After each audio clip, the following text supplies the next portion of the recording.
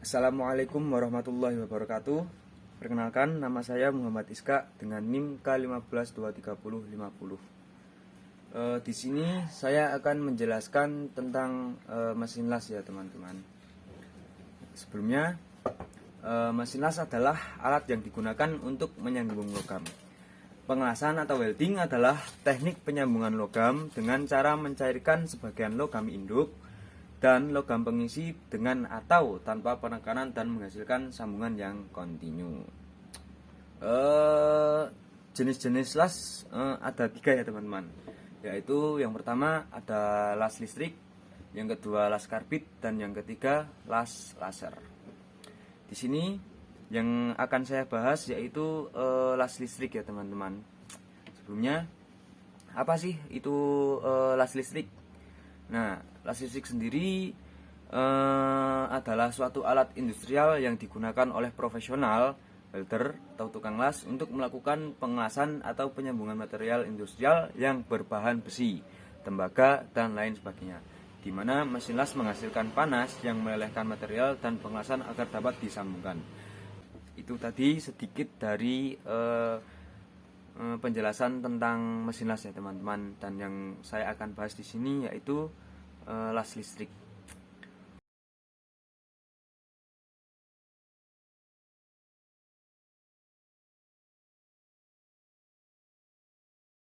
Di sini kita akan memasuki keselamatan dan kesehatan kerja mesin las ya teman-teman. Untuk mengurangi resiko kecelakaan kerja, termasuk untuk pengelasan listrik atau las-las mesin las yang lainnya ya teman-teman. Untuk menguranginya yaitu kita membutuhkan pakaian kerja las atau apron yang pertama. Jadi pada saat proses pengelasan akan terjadi percikan las dan yang panas yang menimpa pekerja, sehingga pakaian khusus kerja las diperlukan agar melindungi bagian tubuh pekerja. Sebagai tambahan, apron dada dan lengan berasal dari bahan kulit agar tidak berlubang jika terkena suhu panas percikan las. Yang kedua yaitu welding gloves atau sarung tangan ya teman-teman. Jadi sarung tangan itu terbuat dari bahan kulit juga atau jenis bahan asbes yang memiliki kelenturan. Sarung tangan khusus tersebut berperan seperti apron, yaitu sarung pelindung tangan pekerja dari percikan las dan suhu panas saat proses pengelasan. Yang ketiga ada safety shoes. Nah, untuk melindungi kaki teman-teman kalau melakukan proses pengelasan, ada sepatu khusus las yang sifatnya isolator agar pekerja terlindung dari bahaya sengatan listrik. Selain itu, sepatu tersebut bisa menjaga kaki pekerja dari kejatuhan benda. Yang keempat yaitu ada masker las. Jadi proses pengelasan juga menghasilkan asap yang berbahaya bagi kesehatan pernapasan pekerja. Yang kelima yaitu ada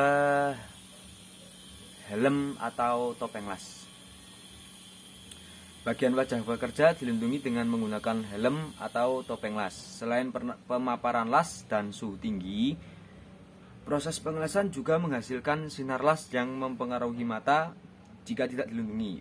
Maka, topeng las ini dilengkapi dengan 3 kaca ya teman-teman, yang terdiri dari kaca bening, hitam, dan bening, agar terjaga dari buruknya sinar dan ultraviolet. Terdapat pengkodean nomor kaca yaitu nomor 6, 7, 8, 10, 11, 12, dan 14. Yang semakin besar angkanya, maka semakin gelap yang penggunanya disesuaikan dengan ampere listrik yang digunakan dan silaunya sinar yang dihasilkan dalam proses pengelasan. Nah, teman-teman jika tidak atau tidak punya helm las, teman-teman bisa hanya menggunakan welding glass atau kaca khusus untuk pekerjaan las.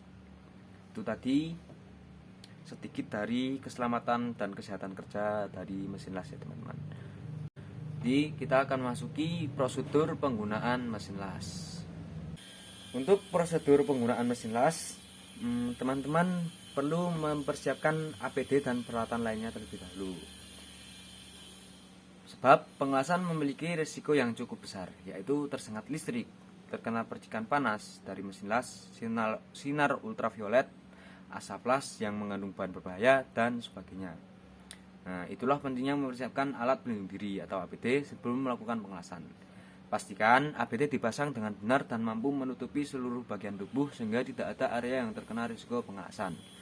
Selain APD, siapkan juga peralatan lainnya, yaitu logam yang akan dilas, mesin las atau mesin gerinda, dan kawat las alias elektroda. Untuk elektroda, pilihlah alat yang sesuai dengan komposisi dan daya tarik minimum logam yang akan dilas. Pastikan elektroda berada dalam kondisi kering, jadi jangan basah ya teman-teman, agar tetap aman. Yang kedua yaitu bersihkan area permukaan logam yang ingin dilas. Di area permukaan logam harus berada dalam kondisi bersih dan bebas dari kotoran seperti karat, air, minyak, atau oli. Jadi selain kering juga harus bersih ya teman-teman. Teman-teman bisa membersihkan kerak pada permukaan logam menggunakan palu atau sikat baja ya teman-teman. Logam yang penuh kotoran akan mempersulit proses pengulasan sehingga hasilnya tidak akan mulus. Yang ketiga yaitu posisikan logam dengan baik. Nah, jadi proses pengelasan bisa dilakukan di atas meja kerja atau lantai. Posisikan 2 atau lebih logam yang ingin disambungkan pada area kerja. Kemudian atur jarak kerapatannya. Teman-teman dapat menggunakan penjepit atau klem jika diperlukan supaya posisi logamnya tetap stabil dan tidak mudah bergeser. Yang keempat yaitu persiapkan mesin las lebih dahulu ya teman-teman. Teman-teman perlu mempersiapkan mesin las sebelum memulai proses pengelasan. Pastikan mesin las tersebut memiliki arus keluar yang sesuai dan selalu dikalibrasi secara rutin. Usahakan agar polaritas antara mesin las dan kamber elektroda sesuai karena bisa mempengaruhi hasil pengelasannya. Atur alis listrik pada mesin las sesuai kebutuhan dan teknik yang ingin dilakukan dalam proses pengelasan. Yang kelima yaitu masukkan elektroda ke mesin las. Jadi setelah mesin las sudah sesuai spesifikasinya, barulah teman-teman bisa memasukkan kawat las atau elektroda di dalamnya. Posisikan elektroda pada panel penjepit yang terdapat di mesin las. Pastikan sudut kemiringan elektroda sesuai dengan posisi logam yang ingin dilas. Teman-teman dapat mengikuti pengaturan yang tersedia di panel penjepit untuk mengatur kemiringan elektroda, yaitu bisa 90 derajat, 30 derajat, dan 40 derajat. Yang keenam yaitu dekatkan ujung elektroda dengan objek pengelasan tepat. Selanjutnya yaitu mulailah menggerakkan mesin las.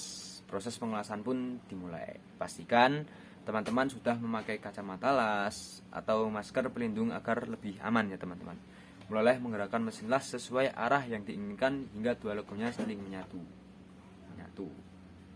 Yang terakhir yaitu jika sudah selesai melakukan pengelasan, bersihkan hasil pengelasan ya teman-teman. Hasil pengelasan juga memunculkan kerak pada bagian logam yang telah dilas. Jadi akan muncul kerak-kerak kecil ya teman-teman di bagian yang telah atau yang sudah dilas. Teman-teman harus membersihkannya dengan palu supaya tampilan akhirnya lebih mulus atau lebih halus ya teman-teman. Jadi di sini saya akan menjelaskan perawatan mesin las secara berkala ya teman-teman. Jadi ada perawatan secara berkala harian, mingguan, bulanan, dan tahunan. Untuk harian yaitu pembersihan umum, pemeriksaan kabel dan konektor. Nah, untuk mingguan yaitu pembersihan mesin las, pergantian filter atau penggantian filter, pemeriksaan pendingin, dan pengecekan sistem kontrol kualitas. Untuk bulanan yaitu pemeriksaan mesin las secara menyeluruh, pemeriksaan kinerja mesin, penggantian suku cadang yang aus, dan pelumasan. Untuk yang tahunan yaitu pengecekan umum, kalibrasi mesin las, penggantian komponen yang rusak, dan membersihkan sistem pendingin. Untuk perawatan mesin las secara umum yaitu ada 5 ya teman-teman yang saya akan jelaskan. Yang pertama yaitu pastikan mesin las bersih ya teman-teman. Jadi sesudah memakai mesin atau sudah melakukan pekerjaan las, teman-teman bisa membersihkan terlebih dahulu dengan lap bersih ya teman-teman. Membersihkan mesin las secara teratur membantu mencegah kerusakan akibat kotoran atau kontaminan lainnya yang bisa mengganggu kinerja mesin las. Yang kedua yaitu menjaga agar bagian-bagian mesin yang bergerak tetap dilumasi dengan baik. Itu membantu memastikan kinerja mesin las yang optimal.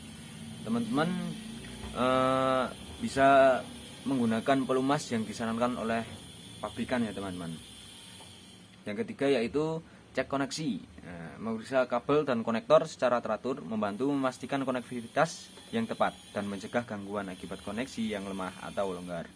Yang keempat yaitu perawatan filter ya teman-teman.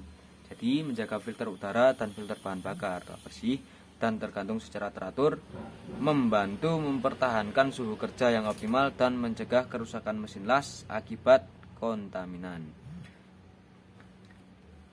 Yang kelima atau terakhir yaitu kalibrasi mesin las. Mengkalibrasi mesin las secara teratur membantu memastikan konsistensi dan akurasi hasil pengelasan dan mencegah pembuangan sisa bahan bakar yang tidak perlu.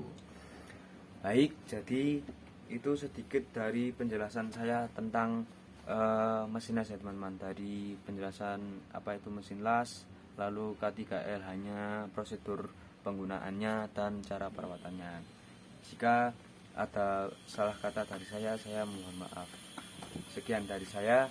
Wassalamualaikum warahmatullahi wabarakatuh.